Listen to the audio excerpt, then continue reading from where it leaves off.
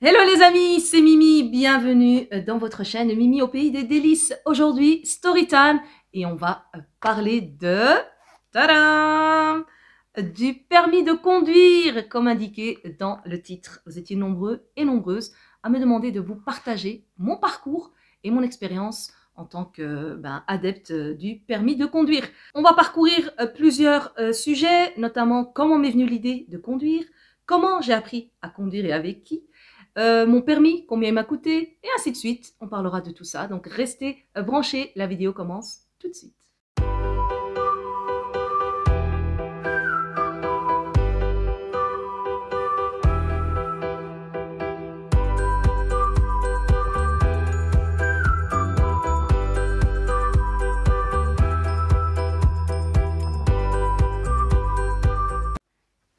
C'est parti! Alors on va parler de comment m'est venue l'idée de faire mon permis de conduire. Eh bien l'idée ne vient pas de moi.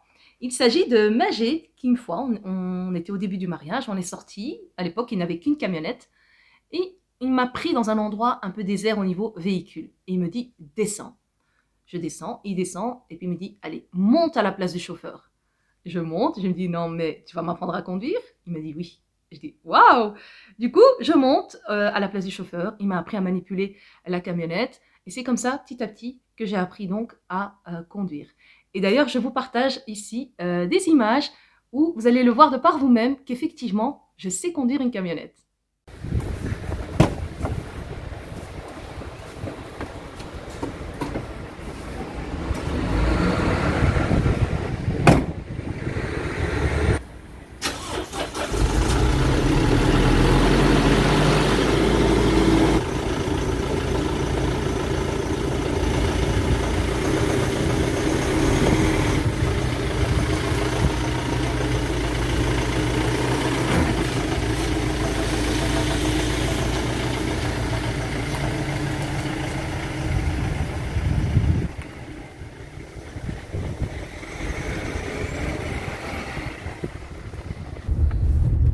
Ça bouge beaucoup. Ça, c'est la camionnette. Hein.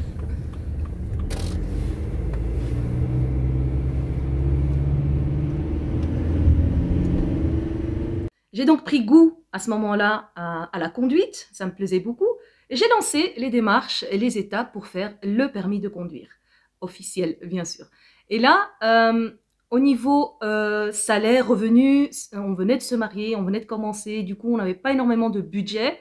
J'ai pris ici en Belgique, en tout cas, on a l'option filière libre. Ce qui veut dire que vous avez 1 an, 9 mois à 1 an de stage où vous pouvez apprendre à conduire avec un guide qui donc doit remplir certaines conditions.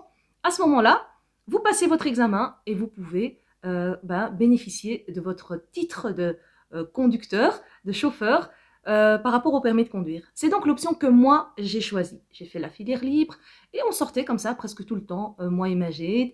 Et pour le guide, comme lui venait du Maroc, son permis ne faisait pas partie des conditions à remplir. Donc j'ai pris une amie de la famille, Mimouna, donc Khalti Mimouna, si tu me vois, je t'embrasse, comme guide, car elle remplissait bien les conditions adéquates pour la filière libre. À ce moment-là, donc j'apprends à conduire de par moi-même et on va se présenter pour l'examen.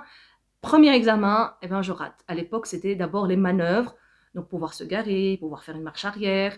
Voilà. Tout dépend de ce que l'inspecteur va vous demander de faire. Et déjà là, première fois, je rate. L'inspecteur, il me dit clignotant gauche. Moi, j'utilise ma main gauche, je lève vers le haut. Mais bon, quand on fait ça au clignotant, c'est celui de la droite qui s'allume. Et il me regarde et me dit clignotant gauche. Je dis bah oui, je l'ai fait. Madame, clignotant gauche. Et il insiste. Et hop, moi j'insiste, mais en fait, je devais le mettre vers le bas pour mettre le clignotant gauche. Et ça m'a coûté donc déjà là l'échec. Premier échec, raté. Et quand on fait filière libre, on a 2 chances de passer l'examen. Je tente ma 2e chance. Et là, je réussis les manœuvres. Et à ce moment-là, on peut aller faire la conduite à l'extérieur en ville. On y va, toujours avec la même guide, hein, Mimouna. Et là, pas de chance, il pleut. Donc la visibilité quand il pleut, elle est déjà beaucoup plus faible. Et j'ai oublié d'appuyer sur le bouton de la condensation qui permet donc de vraiment, vraiment diminuer la vapeur là dans la voiture. Donc je ne voyais rien, une catastrophe. Et de nouveau, je rate donc cette 2e occasion de pouvoir avoir mon permis, entre guillemets, presque gratuit. Et là, à ce moment-là, nouvelle condition, on est obligé de faire 4 heures d'auto-école minimum. Je me lance donc via l'auto-école, 4 heures, ça m'avait coûté à l'époque 250 €, et je fais mes 4 heures. Mais alors, c'était un pur bonheur, parce que j'ai découvert plein de choses. Déjà rétrogradé, donc freiner avec la boîte à vitesse. J'ai appris aussi l'angle mort, chose que je ne connaissais pas du tout. Donc ces 4 heures m'ont été mais vraiment très très bénéfiques. Et après ça, j'ai repassé l'examen et là j'ai réussi haut la main. Donc mon permis m'a coûté plus ou moins 300-350 € à l'époque. Alors il y a beaucoup qui me demandent, est-ce qu'il est possible de faire le permis de conduire dans une autre langue que le français? Alors en Belgique, à l'époque c'était possible, je crois en 2007, mais dès lors ce n'est plus possible. Uniquement en français, en néerlandais ou en anglais. Donc quand il s'agit d'une autre langue, malheureusement il va falloir apprendre le français pour aller passer le permis dans la langue qui est donc autorisée. Ici on va parcourir un petit peu les avantages ainsi que les inconvénients de pouvoir conduire. Alors comme avantage, ce qui est super, c'est qu'on est libre. On dépend de personne, on peut circuler vraiment librement à l'heure qu'on veut, au moment qu'on veut, on peut voyager plus accessiblement, pardon. Donc le fait d'avoir son permis et sa voiture nous donne beaucoup plus de liberté que de dépendre par exemple d'un horaire de bus, de train ou ainsi de suite. Et alors les inconvénients, c'est déjà la circulation. Hein, quand on a la voiture, on est souvent dans les bouchons, ça engendre du stress. On est souvent colérique, on s'énerve, on a parfois des personnes en face qui conduisent pas comme nous on voudrait, du coup ça nous met hors de nous. Donc il y a beaucoup de stress engendré et puis il y a une autre responsabilité très lourde sur nos épaules, c'est qu'on peut mettre la vie d'autrui en danger, tout comme mettre notre propre vie en danger. Donc conduire, c'est super, mais c'est aussi quelque chose qu'il faut vraiment prendre en considération et être très responsable. Donc ça, c'est aussi important. Alors, il y en a beaucoup qui me demandent de vous partager mon expérience en tant que conductrice adepte de l'autoroute. Moi, je suis une grande adepte de l'autoroute, tout simplement parce que c'est un axe facile d'accès, c'est toujours tout droit, il n'y a pas de feu rouge. Il y a certes des embouteillages aux heures de pointe, mais quand vous sortez à des heures stratégiques, vous évitez la circulation à ce moment-là. Donc, c'est énormément d'avantages. Et beaucoup conduisent en ville, mais ont peur de franchir le pas sur l'autoroute.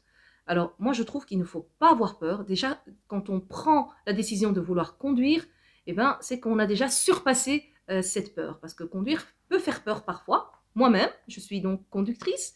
Mais si je ne suis pas aux commandes de la voiture, du véhicule, que j'ai le volant et le frein en ma possession, je suis dans tous mes états en tant que passagère. Magid va conduire et puis je vais faire « Arrête, freine, regarde, stop !»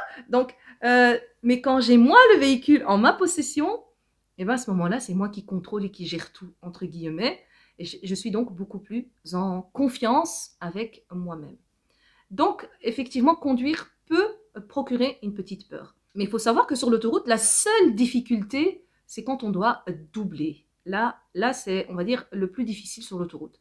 Mais à ce moment-là, on a des rétroviseurs, on a ce qu'il faut. Il suffit juste de bien regarder dans le rétro, d'avoir confiance en soi. Et puis, hop, on dépasse le véhicule et ensuite, on se remet dans sa bande. Donc, l'autoroute est pour moi un avantage vraiment primordial. Moi, dès que je peux, je le prends. La ville, c'est très bien aussi de conduire en ville. Mais voilà, il y a beaucoup de circulation en ville, il y a beaucoup de feux rouges. L'accès pour arriver par exemple du point A au point B, vous allez peut-être mettre beaucoup plus de temps parce que voilà, la circulation, beaucoup de feux rouges, parfois des travaux aussi, des déviations. Or, l'autoroute va vous amener à cet endroit beaucoup plus rapidement. Ça, après, normalement, avec l'auto-école, vous devez pouvoir prendre des cours où on vous apprend aussi à monter sur une autoroute, à rentrer sur une autoroute. Et d'ailleurs, je vous ai filmé quelques petits conseils de comment moi, je me lance sur l'autoroute. Voilà, l'autoroute est à droite. On met le clignotant. J'ai priorité, donc j'y vais.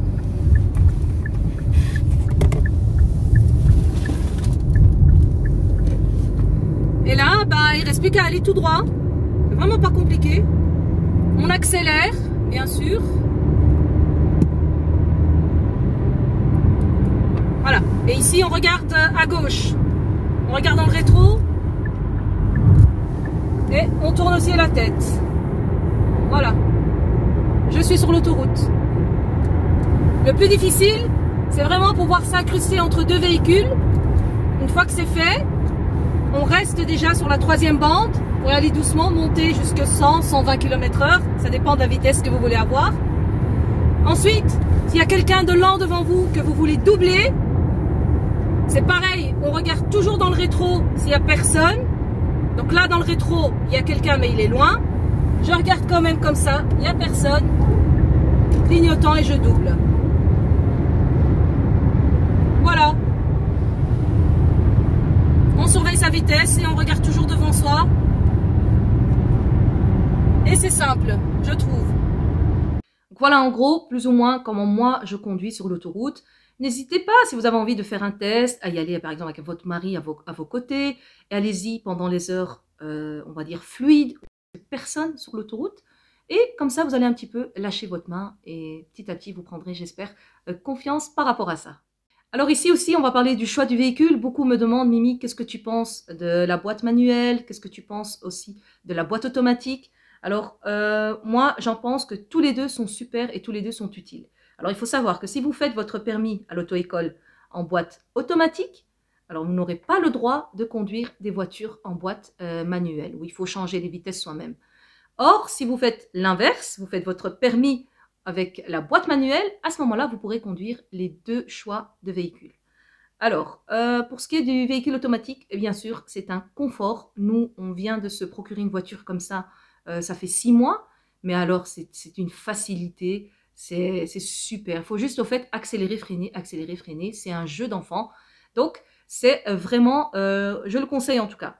Pour ce qui est de la boîte manuelle, eh ben, c'est aussi très pratique. Hein. On permet comme ça de vraiment sentir le moteur, bien entendre l'accélération et de pouvoir aussi utiliser le frein moteur. Donc ça, le frein moteur, c'est rétrogradé. Donc on utilise la boîte à vitesse pour ralentir progressivement sans trop appuyer sur le frein et abîmer les plaquettes de frein. Alors, beaucoup veulent aussi les nouvelles options fournies dans les voitures d'aujourd'hui, comme le Bluetooth. Hein. Il y a aussi même, je crois, on peut mettre une carte SIM pour avoir Internet, le Wi-Fi. Bon, ça, c'est pas mon délire. Mais j'avoue que le Bluetooth, c'est vraiment un avantage et quelque chose de pratique, d'accessible. Ça nous permet d'avoir le kit main libre, donc de pouvoir parler au téléphone, par exemple, appeler son enfant, prépare-toi, j'arrive. Vous savez qu'aujourd'hui, se garer, ça devient très difficile. Or, pour se mettre vite fait en double fil, on peut appeler son enfant, vas-y, je suis là, sors. Comme ça, vous ne faites pas de bouchons et vous n'êtes pas vous ne dérangez pas au niveau de la circulation. Pour ça, alors je ne vous pousse pas du tout à acheter un véhicule équipé de Bluetooth, parce qu'il n'est pas question de s'endetter ou d'aller au-dessus de ses moyens. Mais justement, je voulais vous partager une astuce, un petit appareil magique et qui coûte rien du tout et ça va vous sauver, enfin vous sauver, ça va en tout cas vous faciliter la vie au volant. C'est parti, ce petit appareil est vraiment un bijou. On va le brancher donc dans l'allume-cigare, on y va. Voilà, on le branche comme ceci, il se met en route, on attend qu'il s'allume. Les deux ports USB vers le haut et les chiffres vers soi. C'est parti. Maintenant, il faut qu'on trouve ici une fréquence identique qu'on va mettre aussi sur la radio. Pour changer de fréquence, on reste appuyé sur la flèche de droite. Voilà, ça clignote. Et il suffit ici juste de tourner pour changer donc la fréquence. Moi, je vais laisser sur 87.5. Voilà. 87.5. Une fois qu'on a la bonne fréquence, ça se fixe tout seul. C'est parfait. Ça, c'est une chose. Maintenant, sur notre radio de la voiture, on va également mettre la même fréquence radio. 87.5. Ça, c'est bien. Et c'est là que le Bluetooth rentre en jeu. On va allumer le Bluetooth de son GSM. Voilà. Et on va rechercher l'appareil qui s'appelle BC52. On les connecte entre eux. Ok, oui, j'accepte. Et là, on peut voir qu'il est connecté. Connecté pour le son et les appels téléphoniques. Ok? Alors, on va simuler un appel téléphonique.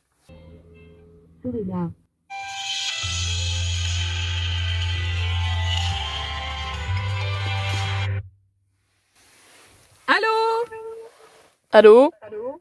Ah, ça va Soraya? Ça va et toi? Allez, bisous, salut hein. Bisous.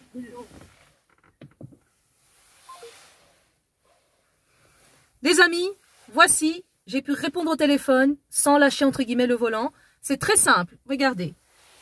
Là, vous avez le petit bouton. Quand ça sonne, vous poussez dessus. Donc, on appuie sur le bouton et alors ça répond automatiquement. Quand on a terminé la conversation, on rappuie pour raccrocher. Ou alors, la personne derrière le téléphone raccroche et ça coupe. Ça, c'était pour les appels téléphoniques. Maintenant, ce qu'on peut aussi faire, c'est écouter la musique de son GSM sur la voiture. Enfin, dans la voiture. Je vais vous mettre une petite chanson de Mousseline.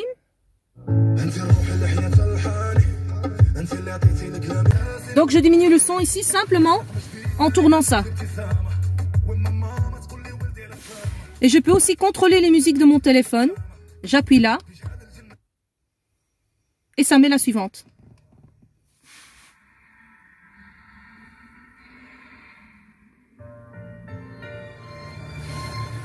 Donc voilà, il vous suffit plus qu'à me faire une petite playlist sur votre GSM. Vous la lancez une fois que vous êtes prêt à démarrer. Et vous prenez la route. Et c'est parti pour arriver, j'espère, à bon port. Alors ce qui est très bien fait aussi dans ce petit appareil, c'est le port USB. Donc vu que l'allume-cigare est pris pour charger son GSM, ils ont ainsi une petite place là, le port USB. Voilà, et on va voir si ça charge ou pas les GSM.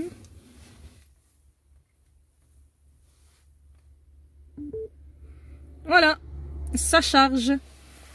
Donc celui-là sert à charger le téléphone et l'autre à côté sert aussi à mettre une clé USB avec une liste de chansons MP3 ou quoi, vous pouvez la mettre dedans.